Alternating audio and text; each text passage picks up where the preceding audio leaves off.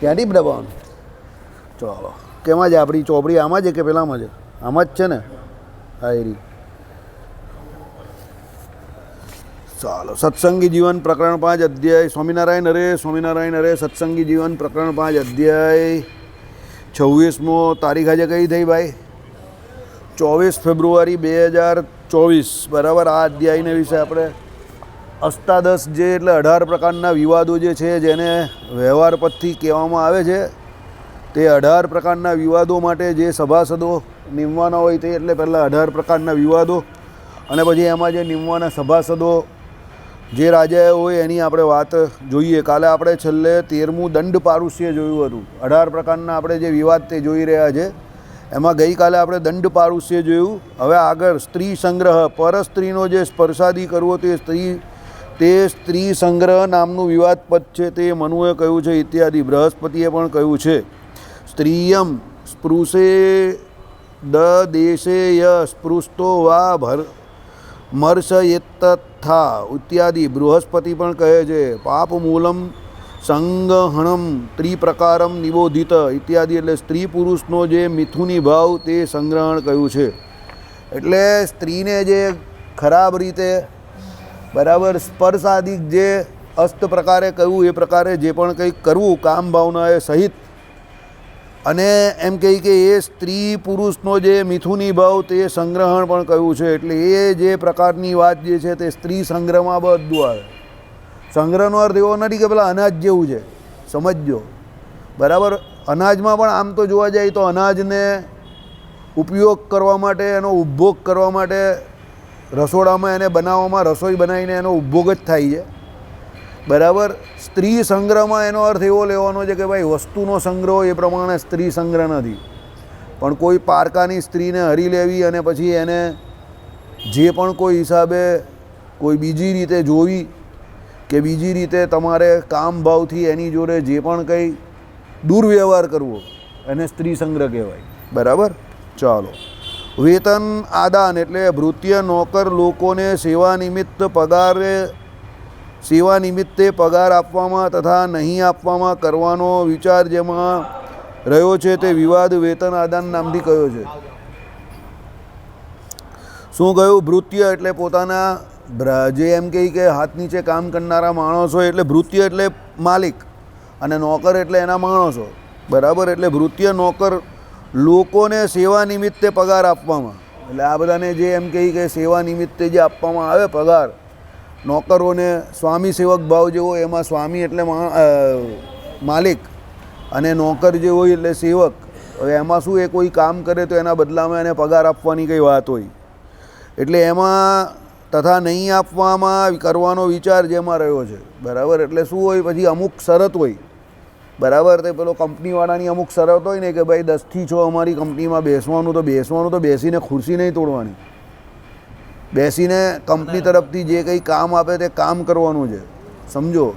અને એ કામ તમારે પૂર્ણ કરો તો તમે એમ કહી કે પગારના હકદાર છો, સમજો. ખાલી બેસીને તમે બેસવા આવો ત્યાં કંપનીમાં એટલે કંઈ તમે કે નોકરીએ તો રોજ આવું છું તો પગાર કેમ નહીં આપતા? પણ નોકરીએ આવવાથી પગાર નહીં મળતો.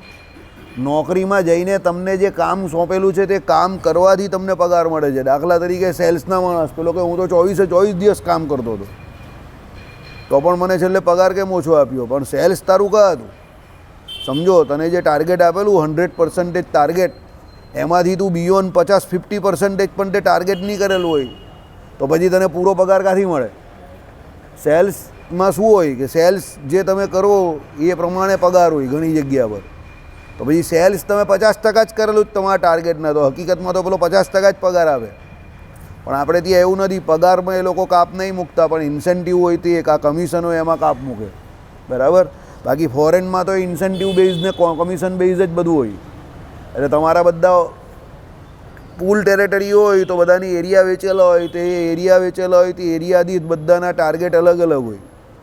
અને ટાર્ગેટ તમે જે પ્રમાણે કરો એના પર્સન્ટેજ જે ટાર્ગેટના તમારા થયા હોય એ પ્રમાણે કંપનીમાંથી તમને રૂપિયા મળે બરાબર. એટલે કોઈ મફતનું કંઈ ખાઈ જ નહીં શકે, કોઈને મફતનું કંઈ મળે જ નહીં. ચાલો. હવે એ વિચાર જે રહ્યો છે આમાં તે વિવાદ એટલે વેતન આદાન નામથી ગયો. એટલે એમાં પછી ઝઘડો થાય. પેલો કહે કે તમે આમ કહ્યું હતું ને પેલો કહે કે આમ. એટલે તમને એપોઇન્ટમેન્ટ લેટર જ્યારે આપે ને ત્યારે કંપનીવાળા જે કહ્યું હોય એમાં તમારી સાઇન લઈ લે, એક તમારી પાસે રહી ને એક એની પાસે રહી.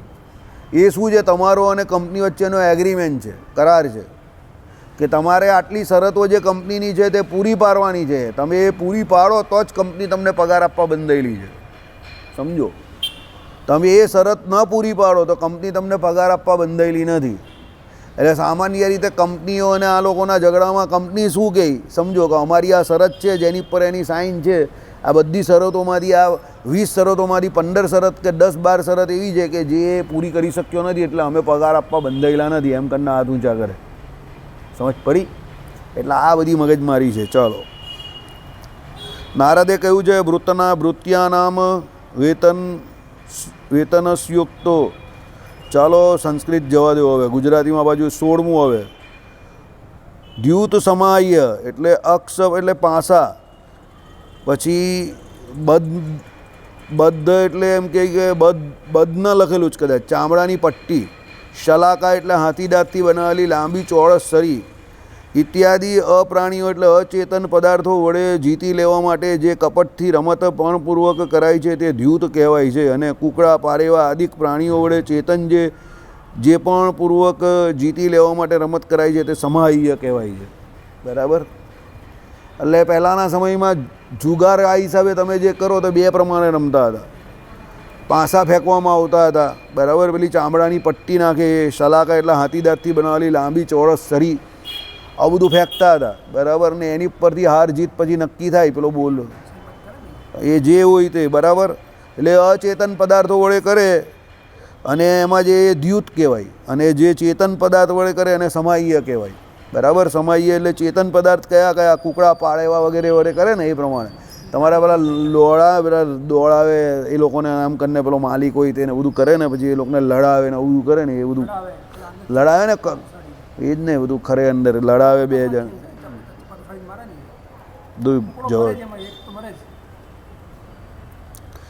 એટલે આ બધું દ્યુત સમાહ્ય નામનું એક વિવાદપદ જાણો. જુક્તામાં આ ભેદ જાણો. આનું સ્વરૂપ નારદે નિરૂપ્યું છે તથા મનુએ કહ્યું છે. બરાબર?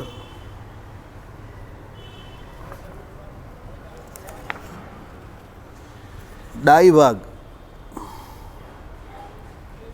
એટલે સમાહ્ય જે છે ને તે કેવી વસ્તુ છે ખબર તમને કહું?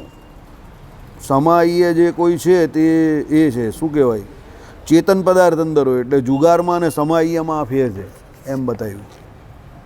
ડાય ભાગ, ડાય એટલે ધણીના, પિત્રાદિ એટલે સંબંધ નિમિત્ત માત્રથી જે ધન બીજા પુત્રાદિકની સત્તાવાળું એટલે માલકીનું થાય છે તે દાય શબ્દથી કહ્યું છે. આપણે કાલે વાત કરેલી એ પ્રમાણે. બરાબર? દાખલા તરીકે પિતાની જે મિલકત હોય તો પિતા પછી એનો પુત્ર જે છે તે ઓટોમેટિક એ મિલકતનો વારસદાર થાય છે, સમજો.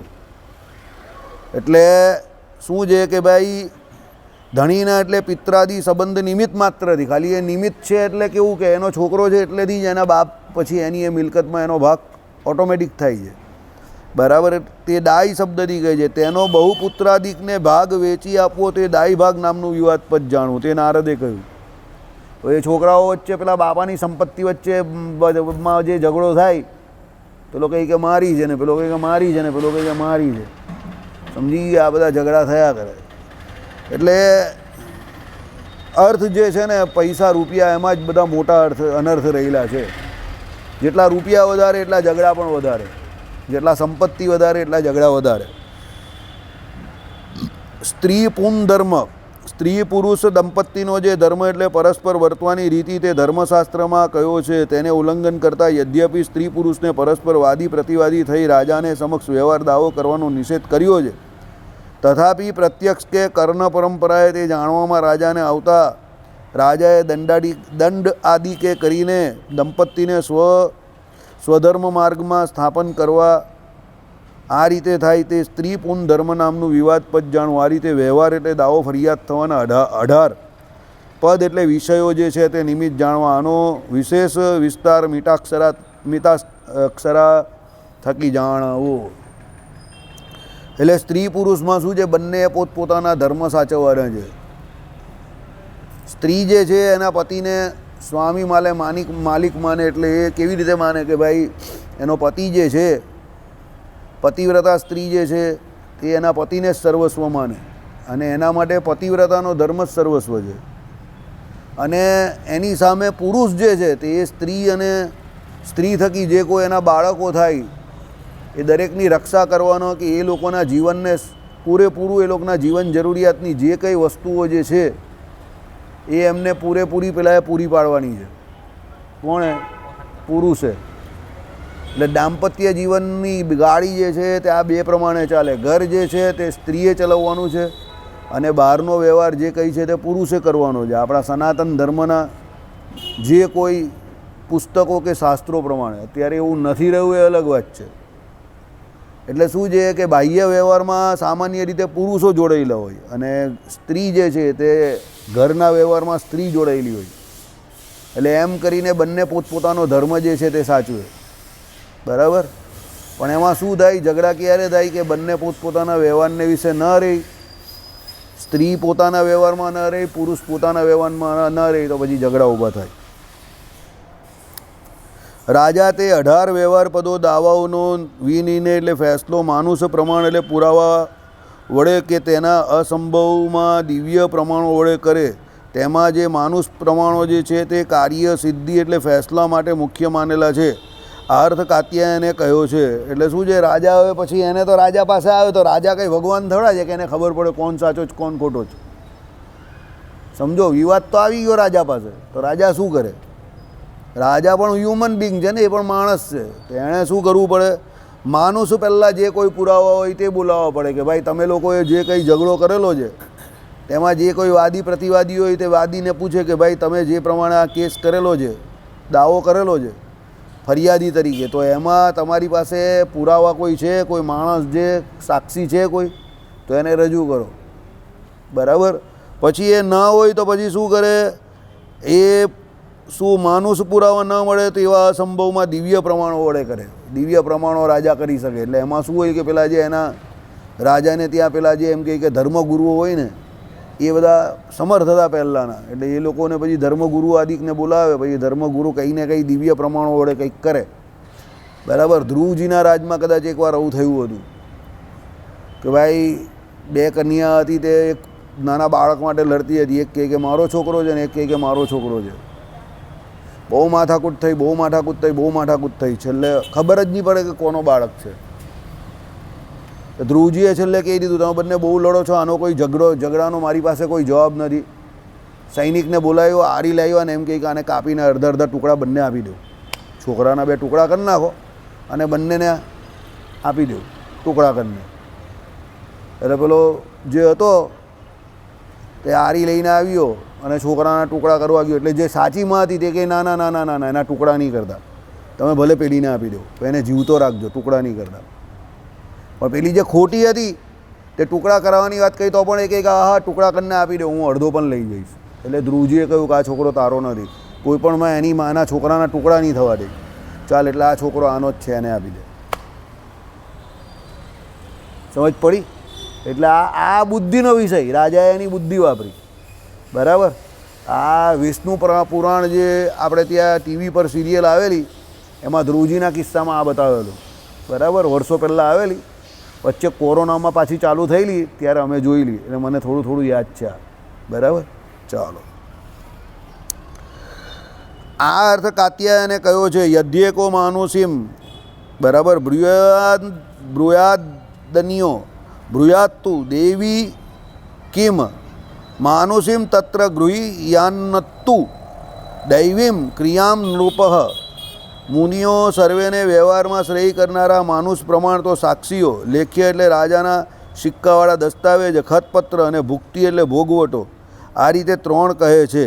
બરાબર? એટલે શું કહ્યું? વ્યવહારમાં શ્રેય કરનાર માનુષ પ્રમાણ તો સાક્ષીઓ એટલે મુનિઓ સર્વેને વ્યવહારમાં. એટલે જે કોઈ છે તે કોણ છે? એક તો સાક્ષીઓ આવે, બીજો પેલો લેખ્ય. લેખ્ય એટલે રાજાના સિક્કાવાળા દસ્તાવેજ. એટલે દાખલા તરીકે તમે કોઈ કામ કરો તો આપણે ત્યાં અત્યારે પેલા સ્ટેમ્પ પેપર નથી આવતા, એ સ્ટેમ્પ પેપરની જે શું કહેવાય કે વેલિડિટી એ કઈ, તો સરકારી પેપર પર લખેલું છે. એટલે એની પર કોઈ સહી કરે કે કંઈ પણ કરે, તમારે દસ્તાવેજ કરવું હોય તો પહેલાં સ્ટેમ્પ પેપર લેવા પડે ને. પછી એ સ્ટેમ્પ પેપર લઈને પછી પાછળ તમે તમારા કાગળ જે હોય દસ્તાવેજના તે અંદર એડિશન કરો, એની જોડે જોઈન્ટ કરો. પણ એ સ્ટેમ્પ પેપર જે છે એ સ્ટેમ્પ તમે વાપરો, એના દ્વારા તમારા દસ્તાવેજની ઓથેન્ટિસિટી થાય. અને પછી એ દસ્તાવેજ કરીને તમારે રજિસ્ટ્રારની ઓફિસમાં એને રજિસ્ટર કરાવવો પડે. પછી રજિસ્ટ્રાર એની પર રજિસ્ટ્રેશનનો સિક્કો મારે પછી જ તમારો જે દસ્તાવેજ જે છે એને સરકારી માન્યતા મળે. વખતમાં છે ને મોટા પેપર હતા સ્ટેમ્પના, એક જ પેપર હતું. એને અમદાવાદના પેલા મ્યુઝિયમમાં પણ જોયું અને સુરતમાં પણ જોયું. એ 100 રૂપિયાનો સ્ટેમ્પ પણ જોયું સુરતમાં, રિયલમાં પણ એક જ પેપર હોય મોટી સાઈઝ, એમાં બધું લખાણ થાય. આપણે તેના એટલે જોડીએ છીએ. સમયના હિસાબે થાય ને. પહેલાં લેખન કાર્ય જે હતા ને તે પેલા એનાથી થતા હતા, હા, સાઇનથી થતા હતા. એટલે એ મોટા મોટા કાગળને એ લેવા પડતા. પછી એને લખવાવાળા લૈયાઓ હતા. જેમ અત્યારે પછી ટાઈપ આવ્યું, થોડા સમય પહેલાં ટાઈપ હતું, પછી હવે અત્યારે કોમ્પ્યુટર આવી ગયું, બરાબર. એટલે એ પ્રમાણે ચાલો. એટલે રાજાના જે દસ્તાવેજ હોય તે ખતપત્ર કહેવાય એને. અને ભુક્તિ એટલે ભોગવટો. ભાઈ કોનો ભોગવટો છે? દાખલા તરીકે આપણે આ સિવિલ મેટર હોય તેમાં શું હોય, બરાબર? એક તો કબજો હોય, બરાબર, એક તો એનો ભોગવટો હોય, બરાબર, એક એનો દસ્તાવેજ જેની પાસે હોય તે હોય, અને એક એનો ઓરિજિનલ માલિક. એટલે આ કબજો, ભોગવટો, દસ્તાવેજ ને ચોથું શું રહ્યું હોય ને વપરાશ.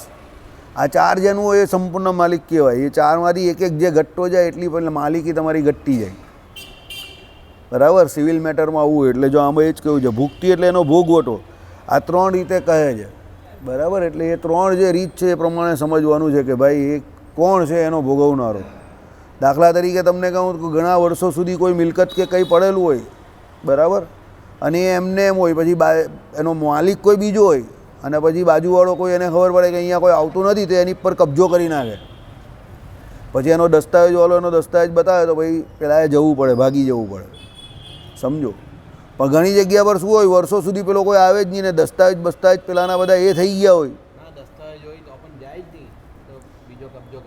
એટલે પછી કબજો કરી લે તો પછી એને ખુલ્લી જગ્યા હોય તો બાકી, હા, મારી જગ્યા કઈ છે તો તકલીફ પડી જાય. એટલે ભોગવટો બી બહુ જરૂરી છે. તમારી જગ્યા જે હોય એમાં ભોગવટો તમારો બહુ જરૂરી છે. તમે જે જગ્યા હોય એનો ઉપયોગ નહીં કરો, ભોગવટો તમારો નહીં હોય ને બીજો કબજો કરી નાખે તો પછી તમારે સાબિત કરવું પડે કે આ જગ્યા તમારી છે, સમજો. બહુ અઘરું કામ છે, બરાબર. દુનિયામાં બધા ઝઘડા જે છે ને તે માયાના જ છે, યાદ રાખજો. ભગવાન માટે કોઈ અત્યાર સુધી લડવા આવ્યો નથી ને લડવાનો નથી. એટલે પેલો મને અત્યારે કહેતો હતો ને WWF, એ તો અંદર રહેલા ભગવાનની કિંમત છે એટલે લોકો દર્શન કરવા આવે છે. સોનાના વાઘા લેવા નથી આવતા. મેં કહું ભગવાન એ લોકોને આપી દે, સોનાના વાઘા મને આપી દે, ચાલ જા ઘરે ચાલ્યો જા. બધી ફાલતુ વાત કરે, બરાબર. મેં કહું એ લોકોને ભગવાન જોઈએ જ ને, તને ભગવાન જોઈએ, જા તું ભગવાન લઈ જા, બરાબર, મારે નથી જોઈતા. તું મને સોનાના વાઘા બધા આપી દે, બોલ ચાલ. એટલે ચાલ્યો ગયો ચૂપ, બરાબર. હું રવારા કર્યા કરે, જે બોલે તો સાંભળતો ખરો પહેલાં. આ બધા છગન મગન જે બીજા બહારથી આવેલા હોય, હવે એને ભગવાનના દર્શન કરવા હોય તો એ આજે શું કામ આવે? આ તો કોઈએ કહ્યું હોય કે એ સોનાના વાઘા, એટલે એ સોનાના વાઘાના મહાત્મય કરીને જોવા આવેલો છે. એ વાત સારી છે કે સોનાના વાઘાના મહાત્મય એને મહામૂલ્ય ભગવાન દેખાઈ ગયા, અતિમૂલ્ય, કે ભગવાનના દર્શન થયા. એ એને ભાગ્યશાળી વાત છે કે ચાલો ભાવે કુભાવે, સોનાના ભાવે પણ એને ભગવાનનો ભાવ તો ખબર પડી કે દર્શન થયા. ભલે એ પરમાત્મા તત્વને ઓળખે કે ન ઓળખે પણ સોનાને તો ઓળખે છે, તો એ ભાવે એને દર્શન તો થયા ભગવાનને. એ વાત સારી છે. પણ કોઈ એમ કહે કે ભગવાનને જ દર્શન કરવા આવેલો તો એ વાત ખોટી. ભગવાન તો અહીંયા રોજ ઊભા રહે છે, તે રોજ કા આવે છે, બરાબર. એટલે આવો બધા લવારા છાપ માણસો આપણે ત્યાં બધા છે ને, 12 પટેલને 18 કારીગર છે બધા, અને બધા પોતપોતાના હિસાબે પોતપોતાના મંતવ્ય મૂક્યા કરે. ભજીયા મૂકે ખાલી તારા ખબર નહીં પડે તો પણ, બરાબર. આવું બુદ્ધિ વગરના માણસ. હવે એને ભગવાનનું મહાત્મા તો રોજ નહીં આવે, અને રોજ આવતો હોય તો આપણે એને ઓળખતા હોઈએ ને, છગન મગનના મોડેલ, બરાબર. પછી એકદમ ભૂસાવલ ટ્રેકના માણસ બધા આવી જાય ફાસ્ટ ટ્રેનની અંદર તો ખબર તો પડે ને કે આ ભૂસાવલ ટ્રેકવાળા આજે કાંથી અહીંયા આવી ગયા, બરાબર. એટલે ખબર પડે કે ભાઈ આજે કંઈક કશે એટલે હોય. દાખલા તરીકે આ ટ્રેનમાં રોજ જે અપડાઉન કરતા હોય ને એ તરત પૂનમ આવે એટલે કે આ વડતાલ ડાકોરવાળા આવી ગયા છે, કારણ કે એ લોકોને ખબર પડે બધા નવા મોડેલ આવે એટલે રોજ અપડાઉનવાળા તો એ લોકો ઓળખતા જ હોય રોજ. હા, પછી આ બધામાં આવું હોય. એટલે આજે બધા એ બધા મોડેલ આવેલા બધા અલગ અલગ, બરાબર. એટલે મેં કહું કે આ બધા સોનાના વાઘાના મહાત્મા એ કરીને આવેલા છે, ચાલો આવીએ એ સારી વાત છે. એમાં પેલો ડાયો થવાનો થઈ ગયો. ના ના, એની અંદર રહેલા ભગવાનના દર્શન કરવા આવ્યા. મેં કહું જો મારા દાદા પણ ભગવાનના દર્શન કરતા હતા, મારા બાપા પણ કરતા હતા, અમે પણ કરીએ છીએ. હવે તું એક કામ કર, તું એ દર્શન લઈ લે ને વાઘા મને આપી દે, ચાલ જા આગળ જા. બરાબર, લવારા કરવામાંથી ઊંચા જ નહીં, ખાલી ખાલી લવારા કરતો ભાઈ આપણે એવી વાત કરવી પડે ને પછી. બરાબર, ચાલો.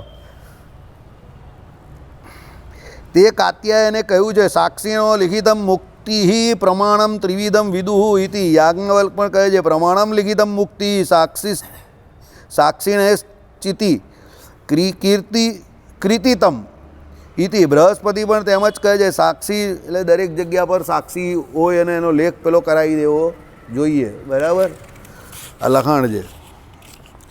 અનુમાન શબ્દથી ભુક્તિ લેવી. બરાબર,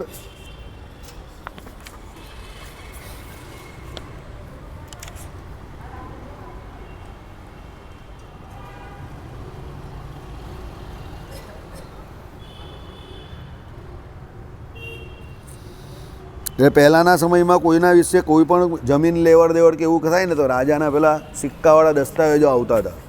બરાબર, અત્યારે જેમ આપણા સ્ટામ્પ પેપર આવે જ ને એ પ્રમાણે તેલગી કાંડ નહીં કરેલો, તેલગીએ સ્ટામ્પ પેપર જ વેચતો હતો સીધા રોકડા જ.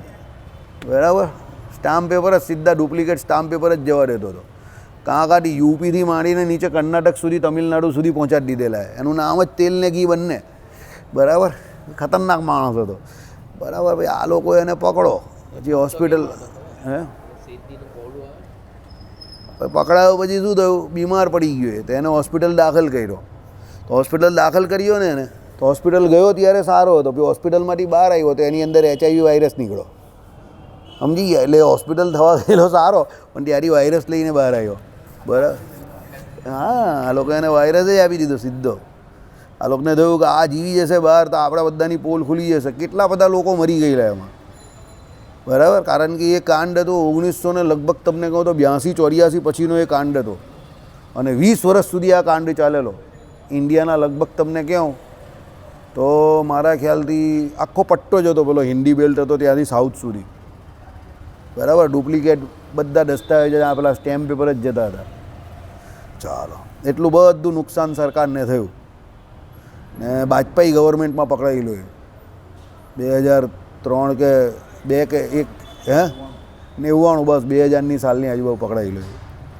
ત્યાં સુધી આમ જ 1982-84થી એ કરતો હતો. 15-17 વર્ષે એ વેચાયું છે સ્ટેમ્પ પેપર. ધંધો સારો હતો, રોકડાનો જ ધંધો, જેટલા સ્ટેમ્પ એટલો રોકડો. હવે બરાબર, આવો ધંધો કરાયો અશોકભાઈ. વકરો એટલો નફો. બરાબર, મારો એક મેનેજર હતો ને દેખો દલાલ, એ ધંધા તો એ એમ કે વકરો એટલો જ નફો, જેટલા સ્ટેમ્પ વેચ્યા એટલો બેઠો જ નફો. બરાબર, કોઈ ટેન્શન જ નહીં. ચાલો, બરાબર, હા, બિચારો મરી ગયો એમાં. તુળા આદિ કે 8 પ્રકારના દિવ્ય પ્રમાણો મુનિઓએ માન્યા છે. આનાથી એક વસ્તુ તમારે શીખવાની છે. જે માણસ ચીટિંગ કરે છે, કે જે માણસ બહુ બુદ્ધિનો દુરુપયોગ કરે છે, બહુ નાના સમયમાં બહુ મોટા રૂપિયા તો બનાવી દે રહ્યો, પણ એનું જીવન બહુ નાનું રહે. હર્ષદ મહેતા તમે જોઈ લો. બરાબર, એ પણ મરી ગયો. પછી આ તેલગી પણ મરી ગયો અને પેલો કેતન પારેખ પણ કદાચ મરી ગયો. કૌભાંડ તો કરે લાખો કરોડો રૂપિયાના. બરાબર, પણ પછી એ લોકોનું જીવન બહુ ટૂંકું થઈ જાય, બધા મરી જાય, કોઈ ભોગવવા નહીં પામતો. એટલે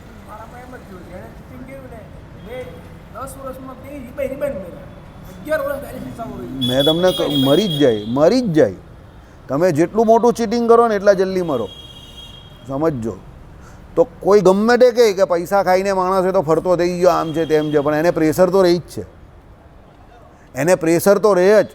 એ ગમે એટલો ખતરનાક માણસ હોય ને પ્રેશર નહીં હોય તો વિજય માલ્યા આજે પ્રત્યાર્પણની સમજૂતી કરવા કેમ તૈયાર થઈ જાય? ચાલો બોલો. કે મેહુલ ચોકસી કે એ લોકો પણ પ્રત્યાર્પણ કરવા માટે સમજૂતી કરવા કેમ તૈયાર થઈ જાય? સમજો, પ્રેશર રહેતું હોય તો જ ને. બાકી એ તો પારકા દેશમાં જ અત્યારે, તો પછી એ લોકો કેમ તૈયાર થઈ જાય? એટલે ભય તો એ લોકોને પણ હોય જ. જીવ પ્રાણી માત્રને દરેકને ભય હોય જ ને. ખોટો માણસ હોય ને એને વધારે ભય હોય, યાદ રાખજો. ખરા માણસને 1 રૂપિયો પણ એની પાસે ન હોય તો પણ કોઈનો ભય નહીં હોય. આવા ખોટાને વધારે ભય હોય. બરાબર, ચાલો તુળા. હવે શું કહ્યું છે? તુળા આદિ 8 પ્રકારના દિવ્ય પ્રમાણો મુનિઓએ માન્યા છે. જો હવે આ દિવ્ય પ્રમાણો પેલા જે આગળ કયા તે કેવા, હનુમાન ને આ બધા જે કયા તે બધા કેવા હતા? પ્રત્યક્ષ પ્રમાણ જે કહીએ ને તે કે ભાઈ માણસ સાક્ષી હોય તે, પછી પેલો દસ્તાવેજ હોય તે, પછી હનુમાનથી કોઈ કંઈ કદાચ કહેતું હોય તે ભુક્તિ, એટલે બરાબર અહીંયા લખેલું છે હનુમાન શબ્દથી ભુક્તિ લેવી. તો એ બધા દેખાય એવા પ્રમાણો સમજો. પણ પછી એ પ્રમાણ કોઈ હોય નહીં તો દેવ પ્રમાણ જે કયા ને તે 8 પ્રકારના આવે છે. તુળા મંત્રો વડે અભિમંત્રેલા તુળા યંત્ર એટલે તાંજવા કાંટોમાં બેસાડવું તેનો પ્રકાર ઇત્યાદિ વચનથી યાજ્ઞવલ્કે નિરૂપણ કર્યો છે અને મિતાક્ષરામાં વિસ્તારથી સરળ પ્રમાણ પ્રદર્શાવ્યો છે. મેં તમને કહું ને ઋષિ મુનિઓ જે પેલા હતા ને પહેલાં જે એ લોકો બધા બહુ હોશિયાર હતા. એ લોકોને મંત્રાદિક આ બધી જે વેદોમાં બધી વિધિઓ કઈ તે બધી ખબર પડતી હતી સાચું ખોટું સાબિત કરવા માટે.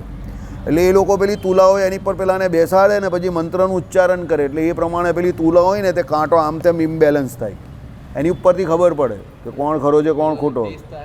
અત્યારે પોલિગ્રાફિક ટેસ્ટ ને આ બધા ટેસ્ટ હોય ને, બ્લડ સર્ક્યુલેશન તમે ખોટું બોલતા હો ને તો તમારું બ્લડ સર્ક્યુલેશન જે એમાં આખો ફરક પડી જાય, બરાબર. પોલિગ્રાફિક ટેસ્ટ કે એવું જ કંઈ કહેવાય જ ને એને, એ પ્રમાણે થાય, બરાબર. એટલે બધી વાત સાચી છે આ. ચાલો અગ્નિ એટલે અભિમંત્રેલો તપાવેલો લોઢાનો ગોળો આદિ કે જલાવવો તેનો પ્રકાર તેમણે જે ઇત્યાદિકથી નિરૂપ્યો છે.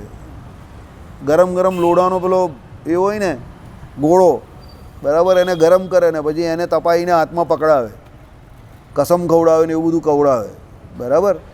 અને એમાં પછી કંઈક હોય જે જુઠ્ઠું બોલતો હોય એને આમ ને તેમ ને એવું બધું થાય ને એવું બધું હોય કંઈ. એ લોકોના સમયમાં પહેલાંના સમયમાં આવું બધું હતું ને, જે જુઠ્ઠું બોલે એને ચોંટી જાય, બરાબર, જે સાચું બોલે એને કંઈ ન થાય ને આવું બધું પહેલાંના સમયમાં એ લોકો એવું કરતા હતા, બરાબર.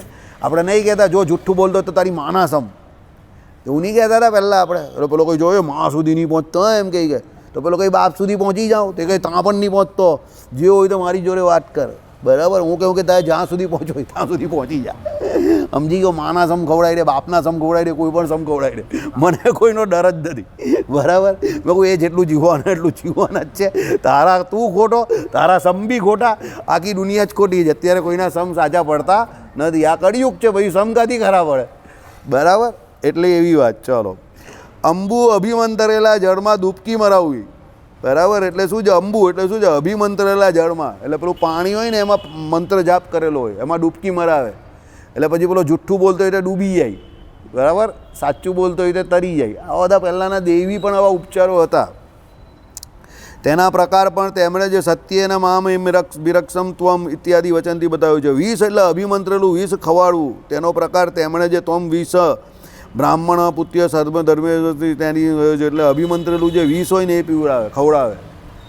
એટલે એ વિષ ખવડાવે એટલે જે જુઠ્ઠું બોલતો હોય એને પહેલેથી કહી જો જુઠ્ઠું બોલે તો મરી જશે, સાચું બોલે તો બચી જશે, એમ કરીને ખવડાવે. એટલે પેલો જે જુઠ્ઠું બોલતો હોય તો પહેલેથી જ કહી દઈ કે ભાઈ હું જુઠ્ઠો છું, મને નહીં પીવડાવતો, નહીં તો હું મરી જઈશ એમ, બરાબર. પેલા જૂના ફિલ્મની જેમ રાજકુમાર હોય ને, જાનતે હો इसमें क्या है, પેલો કંઈ क्या है तेजाब, बराबर. કે અગર તું झूठ बोला तो तेरे ऊपर गिरेगा, चेहरा बिगड़ जाएगा. એટલે પછી પેલો સાચું બોલી રહી જે હોય ને ગભરાઈને પછી રાજકુમાર એ જાતે જ પાણી લઈને પી જાય. જાની इसमें तो पानी था वो भी ठंडा, બરાબર. એમ કરીને મૂકી દે ગ્લાસ પાછો, સમજી ગયા. રાજકુમાર આ બધી અકળ બહુ જોરદાર કરતો હતો, એને શૂટ થતી હતી કારણ કે ઉલઝપટ કરવામાં બી એક્સપર્ટ હતો, સમજી જાઓ. હવે તો આના જેવો જ ઉલઝપટ બહુ જોરમાં કરતો હતો, અવાજ જોરદાર હતો ને એટલે, બાકી હતો આના જેવો સેમ, આવો માઇક આંગલો હતો. હા ભાઈ, અદા, માણસની મેઇન વસ્તુ અદા છે, સમજો. એમાં શું છે કે તમારે બોલવાનું છે તે બધાને સરખું જ આપવામાં આવે છે. રાઇટર જે લખીને આપે છે કે ડાયલોગ જે લખીને આપે છે બધાને સરખું જ આવે છે, પણ એને કેવી રીતે બોલવા કેમેરાની સામું અને એની સામે તમારે ચહેરાના અને બોડીના તમારે એક્સપ્રેશન કેવા છે એ જોવાય, સમજો.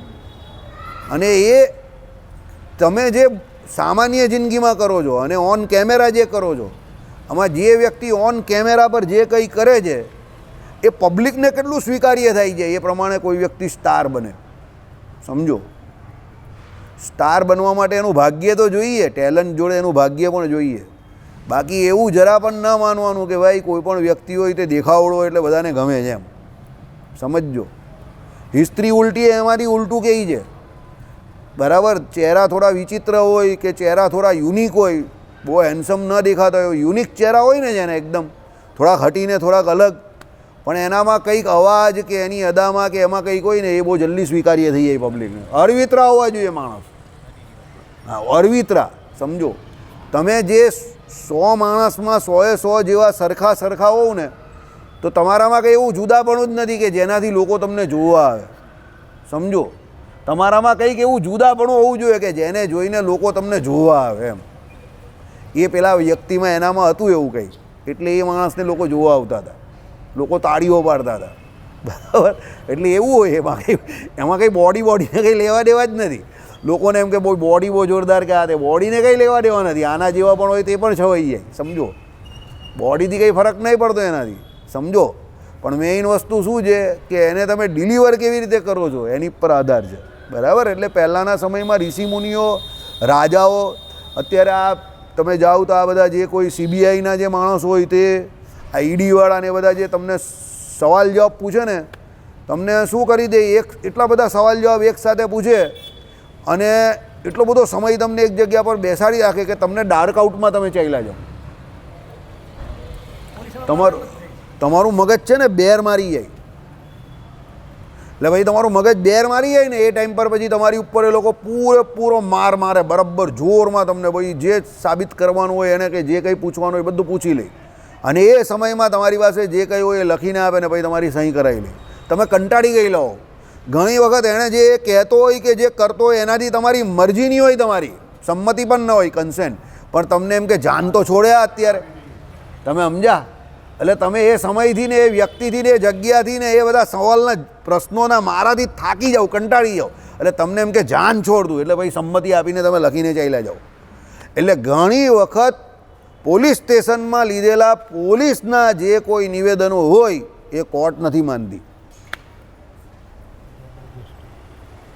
કારણ કે કોર્ટમાં પેલો વકીલ શું કહે કે મારા અસીલ પાસે પોલીસ સ્ટેશનમાં જબરજસ્તી બળજબરીથી પોલીસવાળાએ દંડો બતાવીને દાદાગીરી કરીને આ નિવેદનો લીધા છે, આમાં એની મરજી હતી નહીં. એટલે પછી પેલો જજ બોલાવે ને અને જજ કહે કે ભાઈ હકીકતમાં ઘટના શું થયેલી, તમારે જે કંઈ કહેવું હોય તે કહેવું. પછી પોલીસનું જે સ્ટેટમેન્ટ હોય તે અને પેલાનું જે સ્ટેટમેન્ટ હોય એ બંનેને ટેલી કરી જોઈએ, પછી એ પ્રમાણે જજ જજમેન્ટ આપે. સમજ પડી? दुनिया बहुत बड़ी है छोटालाल मोटालाल, अभी तो शुरुआत की है तुम दोनों ने, समझी ગયા? હજુ તો દુનિયા બહુ મોટી જોવાની બાકી છે. તમે માનો એટલી ઇઝી નથી, બરાબર. It's not a cat walk, સમજી ગયા? It's a dog walk where many of the dogs they are biting and they are ભોં, બરાબર. હા, ભસતા અને કરડતા બંને પ્રકારના કૂતરા તમને જોવા મળશે. આ કોઈ કેટવોક નથી કે આમ નીકળી ગયા, બરાબર. ચાલો, અશોકભાઈને તો એનો અનુભવ છે હવે, બરાબર. હા, સવાલ પૂછી રાત પાડી દે, 12 કલાક 4 કલાક 4 કલાક પૂછે સવાલ તમને. ચાલો. કોષ એટલે ઉગ્ર દુર્ગાદી દેવતાઓને સ્નાન કરાવેલા જળનું પાન કરાવવું, તેનો પ્રકાર તેમજ દેવાનુગ્રહના આ પ્રમાણે ઇત્યાદિકથી નિરૂપ્યો છે. એટલે જે કોઈ ઉગ્ર દેવતાઓ હોય, બરાબર, દુર્ગા માતા જે છે તે ઉગ્ર દેવતા છે ને, તો એમને સ્નાન કરવાલું જે જળ હોય તે પેલાને પીવડાવે, બરાબર. એટલે પછી એ માતાજી પેલામાં આવે આ કરતો, એટલે પછી જે હોય તે બોલે, પછી સમજી ગયા. એટલે એમાં પણ પેલા લોકો અભિમંત્રિત કરેલું હોય, જળ ને સ્નાન ને આ બધું કરાવે. તંદુલ એટલે દેવતાને સ્નાન કરાવેલા જળથી છાંટેલા ચોખા ચવડાવવા. એટલે દેવતાને પેલા જે ચોખા હોય તે સ્નાન કરાવેલા હોય, બરાબર. દેવતાને સ્નાન કરાવેલા જળથી છાંટેલા, બરાબર, ચોખા ચવડાવવા. એટલે પછી એ ચોખા એમ કરીને એ કરેલા હોય જળથી છાંટેલા, પછી ચોંટાડેલા હોય એ બધા કાઢે અને પછી પેલાને ચવડાવે, એટલે ખવડાવે, એમ ચાવે પેલો એને. એટલે પેલો હવે આ બધી વસ્તુ કેવી છે, અમુક મેન્ટલ બી અસર થાય પેલાને, કંઈ નહીં હોય તો પણ થાય. આ બધું પેલો કરે ને પેલો મંત્રને આ બધું બોલે ને પછી કહે કે જો ભાઈ ખોટું બોલશે ને તો જોઈ લેજે તને આમ ફાટ, બરાબર. એટલે પેલો આમ ફટ બોલે ને એટલે જ પેલો ટેન્શનમાં આવી જાય કે ભાઈ જે હોય તે કબૂલી લેવા દે, એટલે પછી પેલો કબૂલી લે. સમજી ગયા? અમુક તો આ બધું મેન્ટલ હોય. ચાલો, પણ આમાં તો હકીકતમાં ત્યારે બધા મંત્ર ઉચ્ચારણને આ બધું જાણતા હતા લોકો. એટલે મેં તમને કહું ને તે સમય પર જે પુરોહિતો હતા, જે વિદ્વાન બ્રાહ્મણો હતા, રાજાની પાસે જે કોઈ ઋષિમુનિઓ હતા તે બધા આવું બધું જાણતા હતા, દૈવિક વિધિઓ પણ, બરાબર. અથર્વવેદમાં જે તંત્ર વિદ્યા કહી એ તંત્ર વિદ્યામાં જ છે, તંત્ર વિદ્યા મેરી વિદ્યામાં જ છે. બરાબર, તે બધું જાણતા હતા એ લોકો, સમજી ગયા, એટલે આ બધું કરતા હતા. પછી તંદુલ, દેવતાને સ્નાન કરાવેલા જળથી ચોળોય તો આવી ગયું, બરાબર. પછી તપ્ત માસક એટલે તપાવેલા તેલમાં નાખેલો જે માંસ પરિમિત સુવર્ણનો કટકો, તેને અંગુષ્ઠ અને તર્જની આંગળી વડે ઉચકાવવો, બરાબર. તર્જની આંગળી કઈ અને અંગુષ્ઠ એટલે આ એના વડે આમ ઉચકાવે. કેવી રીતે? અંદર પેલો સોનાનો ટુકડો નાખે તેલની અંદર, બરાબર. એટલે પછી પેલો ઉચકે, એટલે ત્યારે પછી જોઈ કે દાજી જાય કે ન દાજી જાય એ પ્રમાણે, બરાબર. ચાલો, એટલે શું કહ્યું? અંગુષ્ઠ અને તજની આંગળી તેની વિધિ તેમાં જ નિરૂપ્યો છે, એટલે એનો વિધિ કેમાં છે તે બધો બતાવેલો છે. આમાં જે બધું કહ્યું છે ને તે શોર્ટમાં કહ્યું છે, ટૂંકમાં કહ્યું છે, પણ પછી તમારે આ બધા વિધિઓ જે છે તે બધા જાણવા પડે. યાજ્ઞવલ્ક્ય ઋષિની સ્મૃતિઓમાં ને એમાં લખેલા છે, બરાબર. એટલે પછી કોઈ પૂછવા આવે તમારી પાસે કે આ બધું લખ્યું કેમાં છે, તો લખેલા હોય બધા વિધિઓ. ચાલો, ધર્માધર્મ એટલે ભોજપત્રમાં ચિતરીને સરખા જ મૃતિકાના ગોળામાં ગુપ્ત ગાલેલા ધર્મ અધર્મ બેમાંથી એક ગોળો જટ ઉપાડો. આનો બધો વિધિ તેમાં જ નિરૂપણ કર્યો છે. આ રીતે 8 દિવ્ય પ્રમાણો છે. શું હોય? ધર્મ અને અધર્મ એમ લખેલું હોય ને પેલો ગોળો મૂકેલો હોય, તમારા હાથમાં જે આવે તે એમ, બરાબર. ને એનો વિધિ પહેલાં કરવાનો હોય, એ વિધિ કરે એટલે તમે અધર્મ કરતા હોય તો અધર્મનો ગોળો તમારા હાથમાં આવે, અને ધર્મ કરતા હોય તો ધર્મનો ગોળો તમારા હાથમાં આવે, બરાબર. એટલે એને ધર્માધર્મ ભોજપત્રમાં ચિતરીને સરખા જ મૃતિકાના ગોળામાં, સમજી ગયા? પેલું ભોજપત્ર આવે ને એની પર ચિતરે, બરાબર. એટલે ચિતરીને સરખા જ મૃતિકાના ગોળામાં ગુપ્ત ગાલેલા ધર્મ, એટલે પછી એમાં શું હોય કે પેલા જે ભોજપત્રની ઉપર ચિતેલું હોય ધર્મ અને અધર્મ, અને માટીનો પેલો પિંડ લઈએ મોટો સરખો એક હરખા, ને એની અંદર ગાલેલી હોય પેલી ચિઠ્ઠી ભોજપત્રવાળી, એકમાં લખેલું હોય ધર્મ અને એકમાં લખેલું હોય અધર્મ. એટલે પેલાને ખબર નહીં પડે, એટલે પેલો જે હાથમાં આવે તે એમ, સમજ પડી ગઈ? આપણે હેડ તેલ કરીએ ને એ પ્રમાણે. ચાલો, હેડ કે તેલ પૂછે ને, જે આ 8 દિવ્ય પ્રમાણો કયા, બરાબર. આમાં પેલા ઋષિમુનિઓ તમે કહો કે પુરોહિત તમે કહો, જે કંઈ કહો એની જરૂર પડે. આ કોઈ સામાન્ય વ્યક્તિ આ દિવ્ય પ્રમાણોને સિદ્ધ કરી શકે નહીં.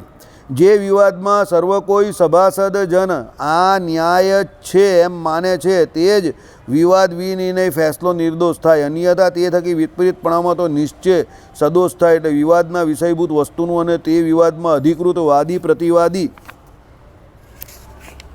પુરુષ તેનું ગૌરવ લાઘવ વિચારીને તથા દેશકાળનો વિચાર કરીને વિવાદનો નિર્ણય સાક્ષી આદિકના પ્રમાણો વડે કરવો. નિર્ણયનો જે પ્રકાર છે તે વસ્તુ જાતિ આદિકના ગૌરવ લાઘવ ભેદથી ભિન્ન ભિન્ન થાય છે. જેવું વસ્તુ અને જેવી વિપ્રાદી જાતિ તેના ગૌરવ લાઘવને અનુસારે નિર્ણય સ્મૃતિઓમાં કયો છે, બરાબર. અત્યારના કાયદા અલગ છે, તે સમયના કાયદા અલગ હતા. બ્રાહ્મણ હોય ને બહુ મોટો દોષી હોય, અપરાધી હોય, તો એને ભલે સમજો કે દેહાંત દંડ ના આપતા હતા, પણ બ્રાહ્મણ હોય ને એ કંઈ પાપ કરે તો એને સજા 100% કરતા હતા. કેમ? બ્રાહ્મણે આખા સમાજને સુધારવાનો છે, એટલે એની જવાબદારી વધારે છે. પછી ઘણા રાજાઓ ત્યારે દેશ નિકાલો આપી દેતા હતા બ્રાહ્મણોને, એટલે દેશ નિકાલો આપે એટલે એના દેશમાંથી કાઢી મૂકે, એટલે એની રોજીરોટી ચાલી ગઈ. હવે બીજા દેશમાં જ્યાં જાય ત્યાં લોકો પૂછે કે આ અહીંયા કેમ આવ્યો, એટલે એને બીજા દેશમાં પણ તકલીફ પડે. સમજ પડી? એટલે આવું હતું પહેલાંના સમયમાં. રાજા શું એના ભાગે બ્રહ્મ હત્યા ના આવે ને, એટલે આવું કરતા હતા.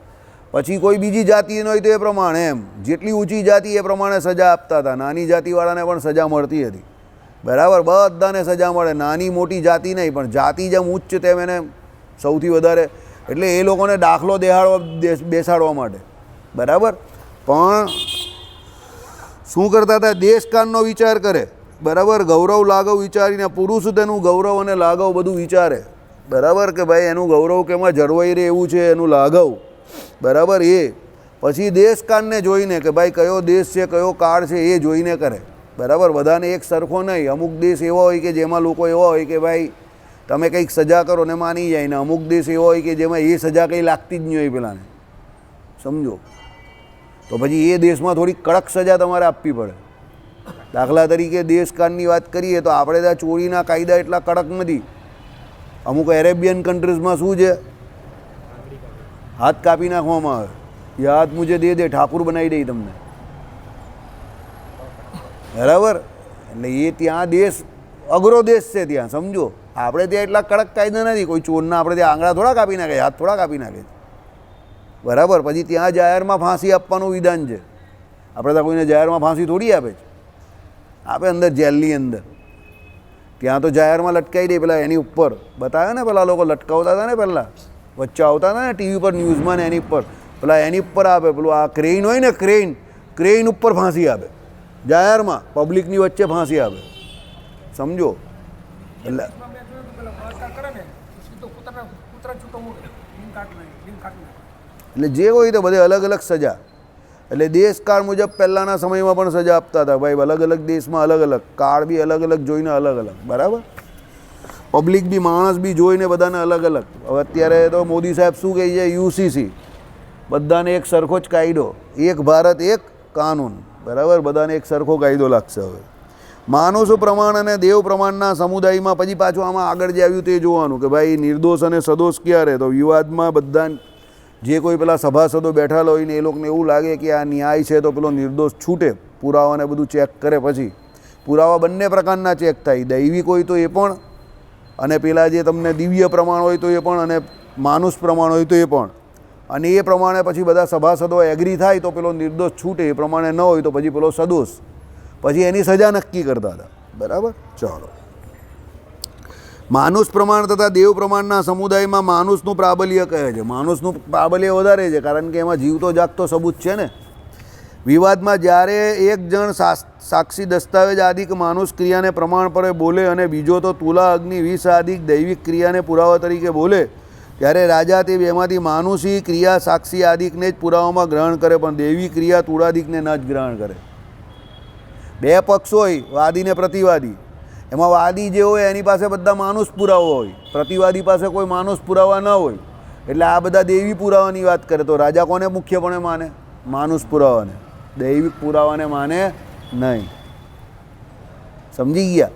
એટલે પેલો એમ કહે કે ભાઈ આવી રીતે ધર્મ અધર્મ મેં કરેલો નથી, આમ છે તેમ છે, તમે આ કરાવો ને તે કરાવો ને, પણ એ રાજા ત્યારે ન માને કારણ કે પેલા પાસે માનુષ પુરાવો બહુ સોલિડ છે. સમજ પડી? આવું છે. ચાલો. યદ્યપિ વિવાદ કરતા નરો એટલે વાદી પ્રતિવાદીની પુરાવામાં માનુષી ક્રિયા લેખાથી ભલે એકાંશ વ્યાપ્ત એટલે એકાદ વાત સાબિત કરી આપે, એટલે એકાંશ વ્યાપ્ત હોય તો પણ તે જ પ્રમાણપણે સ્વીકારવી. દૈવિકી તુલાગ્નિ આદિક ક્રિયા સર્વ પ્રકારે કરવા આરંભી હોય તો પણ તે પ્રમાણપણે ન સ્વીકારવી. એટલે એને પ્રમાણપણે ન સ્વીકારાય દેવી પુરાવાને. એ તો કશે કંઈ મેળ નહીં પડે ત્યારે છેક છેલ્લે. બાકી કોઈ એક પુરાવો પણ માનુષી આપે તો એને પહેલાં સ્વીકારવાનો. બરાબર. એટલે શું કહ્યું? યદ્યપિ વિવાદ કરતા નરો વાદી પુરાવામાં માનુષી ક્રિયા લેખાથી ભલે એકાંશ વ્યાપ્ત હોય એટલે એકાદ વાત સાબિત કરી આપે ખાલી. સમજો? એટલે ઘણી બધી વાતો એમાંથી એકાદ વાત સાબિત કરી નાખે એવી હોય. બરાબર. તો પણ તે જ પ્રમાણપણે સ્વીકારવી. એટલે પ્રમાણપણે જે માનુષ પ્રમાણ, જે પ્રત્યક્ષ પ્રમાણ દેખાય એ સ્વીકારવાના, ત્યારે દૈવી પ્રમાણને સ્વીકારવાના નહીં. આને કારણે જ ખોટું થાય છે. કારણ કે જે લોકો લુચ્ચા બદમાશ છે તે એના પ્રમાણો પહેલેથી સાથે જ રાખે છે, અને એ પ્રમાણો સાથે જ ત્યાં કોર્ટમાં ને એમાં એ થાય. બિચારો પેલો સાચો માણસ હોય એની પાસે કોઈ આવે નહીં ને એની જોડે કોઈ આવે નહીં. હવે આપણા માટે જ તમને કહું, કોઈને હું એમ કહું કે તારે કોર્ટમાં જબાની આપવા આવવાની છે, આ સાચું બોલવાની. તમારી કેટલા માણસ કોર્ટમાં જબાની આપવા આવે સાચું બોલવાનું હોય તો પણ? કંટાળી કોર્ટ બોલાતી જવા જબ જ ન લે. અરે બોલાવે તો પણ કેટલા લોકો આવે? ચાલો બોલો ભાઈ. હું એ બધા ચક્કરમાં નહીં પડું. બધા એમ કહે જ ને. સમજો? હું કોર્ટ કચેરીના ચક્કરમાં ના પડું. બધા એવું જ કહે.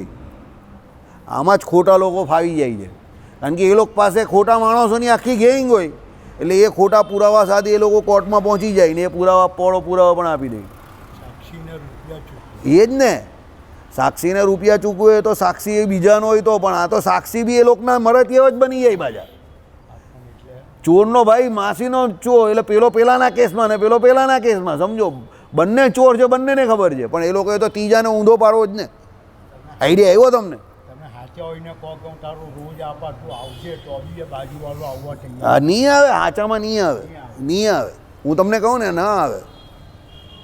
સાચામાં ના. હું તમને અહીંયા સભાની જ વાત કરું છું ને. તમારામાંથી કેટલા આવે? ચાલો બોલો. તમારામાંથી જ કોઈ નહીં આવે. હું કહું તો તમે કહો અમારે નોકરીએ જવાનું ભાઈ, મને નહીં ફાવે, પેલો કંઈ મારે આ છે પેલું છે, પણ તમે ત્યારે એમ નહીં કહો કે ના સત્યનો પક્ષ લેવો જોઈએ. કોઈ નહીં આવે. સમજો? એટલે જ જુઠ્ઠા લોકો ફાવી જાય ને પેલા ખોટા હોય તો રિક્ષા ભરી ભરીને આવે.